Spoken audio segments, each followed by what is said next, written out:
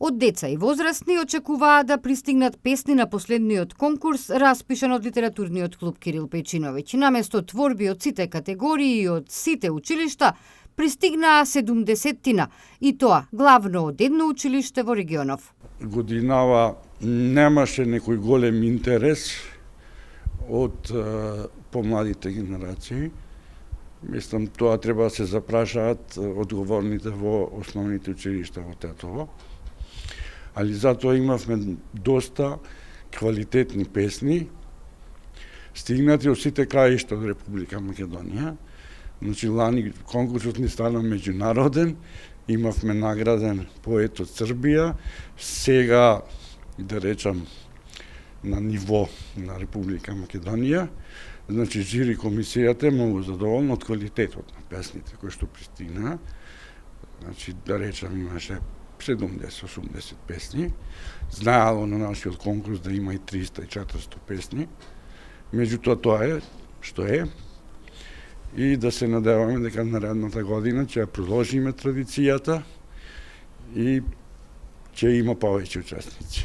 Христијан Марковски е од Прилеп. За конкурсот дознал преку интернет. Од Тетово замина со прва награда во категоријата Песна за деца. Ангела Андоновска пак е од основното училиште Андреја Савески Чичиш и се закити со пофалници и награда. Добив прва награда за песната Делата на Конески и за конкурсот дознав на интернет и се пријавив бидејќи сакам да учествувам. Колку си среќен што доби ваква награда? Многу сум среќен. Сум добивал и други награди, не ми е прв пат ова. И многу сум задоволен. Учествував со песната Разделба, која беше со љубовен мотив и добив втора награда. Колку време се занимаваш со пишување на песни? Па не многу долго време, овие последни 2 години. Што значи за тебе како млада поетиса ваквите конкурси? Па многу голем успех и поголемо искуство, а и мотив за понатамошна работа. На овогодинешниот литературен конкурс пофалници и награди добија и Благица Ефремова од Штип, Деспина Јастреска, Анастасија Митевска, Никуш Томоски, Христина Марковиќ од Тетово во категоријата Песни за деца.